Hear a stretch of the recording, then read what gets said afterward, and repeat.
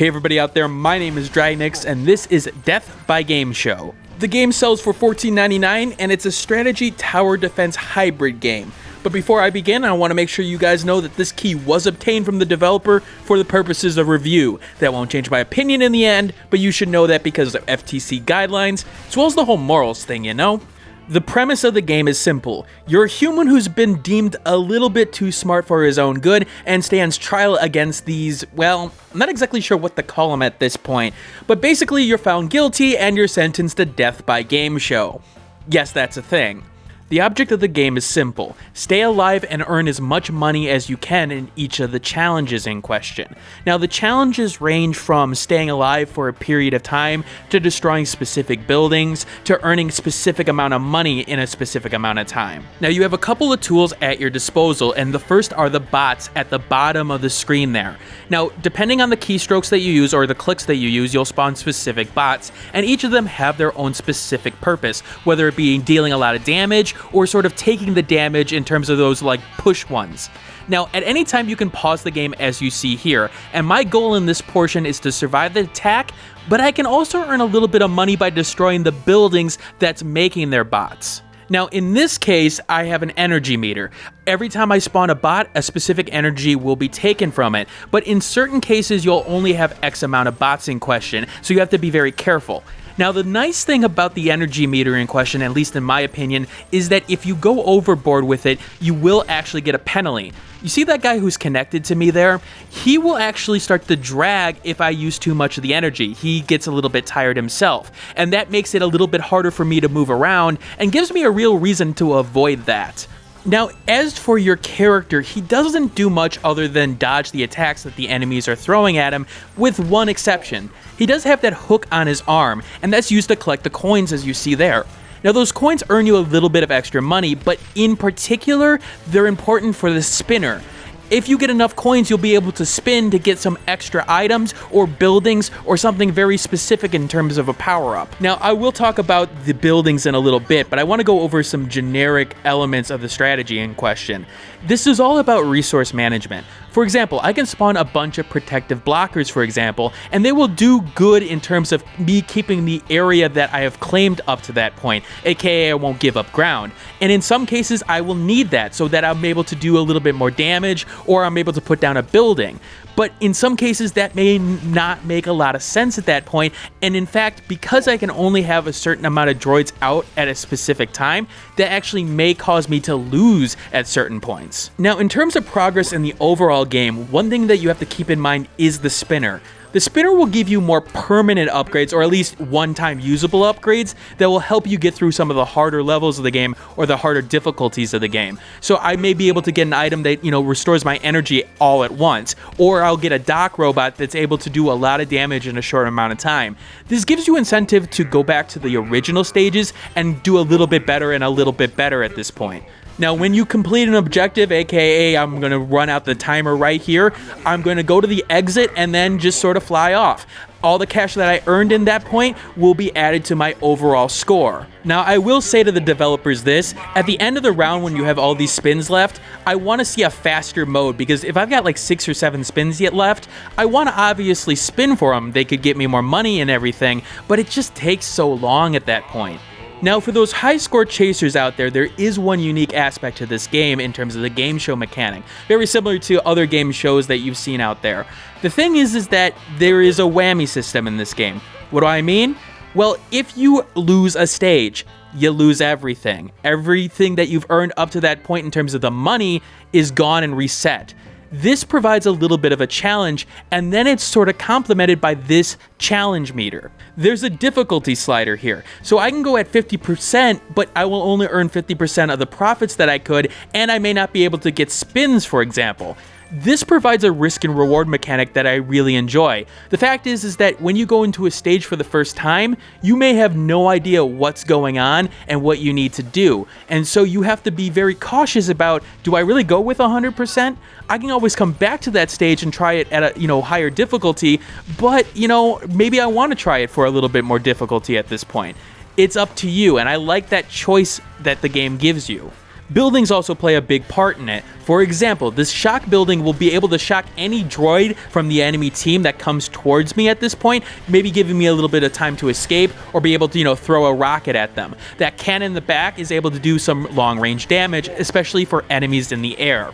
Buildings can be on the foreground or the background in question, and only certain bots are able to hit certain areas. For example, the floating bot that you see is coming right at me is able to hit back buildings, but the rocket in question isn't able to hit back buildings at all.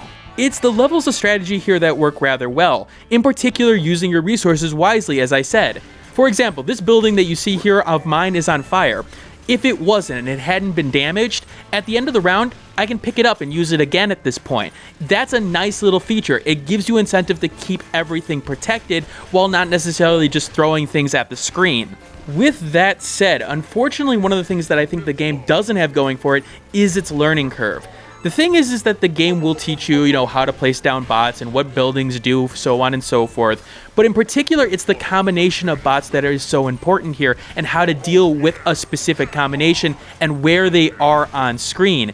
That will take some time, and unfortunately, the game is pretty punishing in terms of punishing you for the wrong combination. You will die a lot in this game, especially if you're not paying attention, which will be a good thing for some people, but for some people with low frustration thresholds, yeah, you're going to get frustrated with this game rather quickly, even with the lower difficulty settings that you can choose. Now, the keyboard and mouse controls work rather nicely in terms of the controls in question. However, there are little things that bother me. For example, you spawn your bots the way that you're looking, and sometimes when you're trying to get a precise nature to it, so you're trying to get to an exact spot, you'll accidentally look the other way, and then all of a sudden a bot has been spawned, and you'll have to go into the sort of pause menu to move him to the other way at that point. It's a minor detail, but I found myself doing it a lot. The game also claims it has controller support, which it does.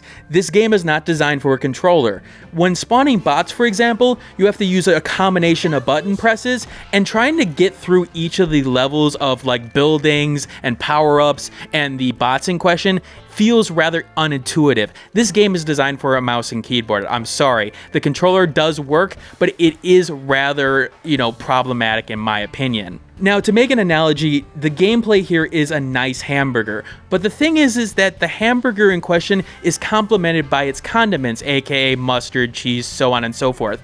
And that's where I think Death by Game Show starts to falter. For example, you've got the aesthetic here. Now, the aesthetic is nice in terms of the quality of drawings. They're not necessarily anything like Ori and the Blind Forest, for example, but they do the job.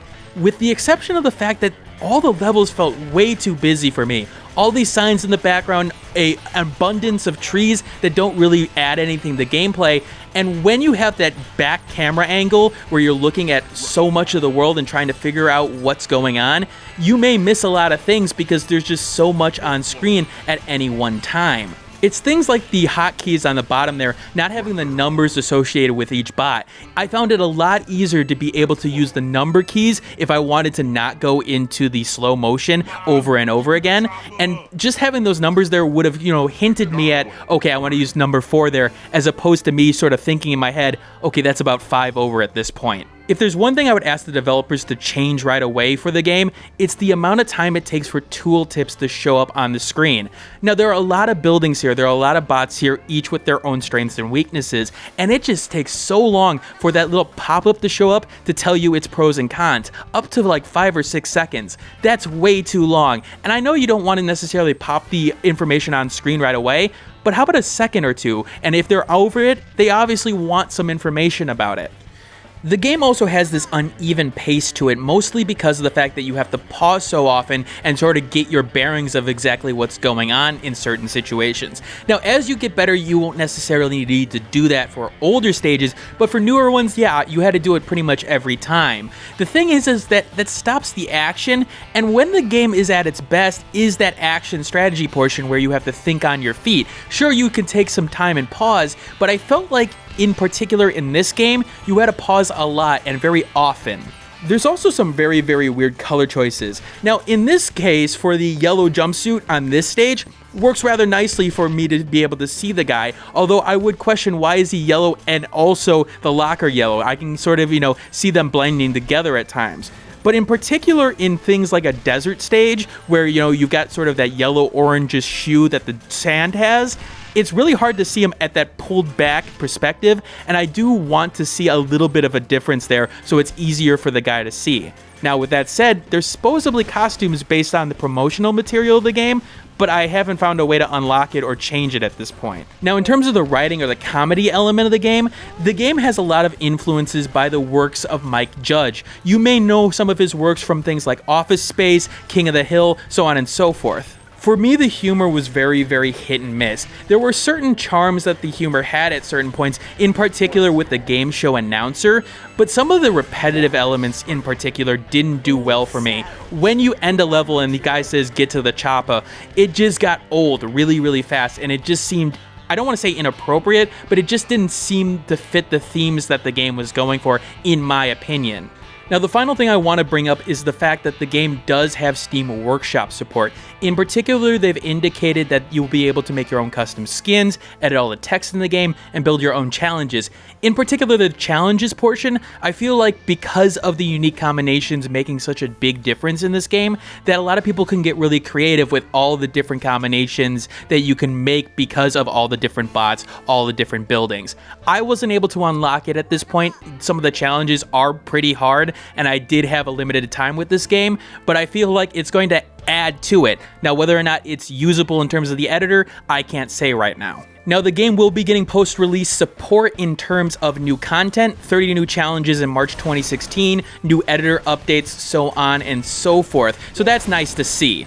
In the end, I feel like Death by Game Show is a strategy game that's going to do well with niche audiences. In terms of the mainstream strategy player, I don't think the game is going to do well for you because it does have a large difficulty curve that I feel like is a little bit different than what the main strategy player would expect and will get frustrated with it. If you have a low tolerance for frustration, this game is not for you because you get into situations like this where you're basically not able to go forward, you have a limited supply, and you're just sort of, you have your back against the wall and trying to figure out exactly what you can do.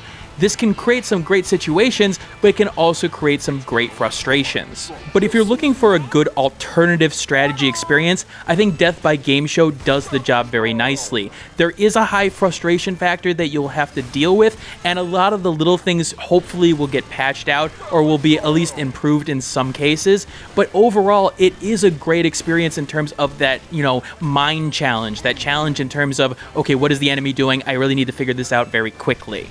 Alright, this is DryNick signing out. I hope you got an idea of what Death by Game Show has to offer. I will leave my Steam review in the description below.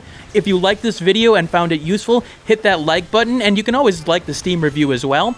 And if you have any more questions for me, leave them in the comments below, and I will answer them. I will see you all next week.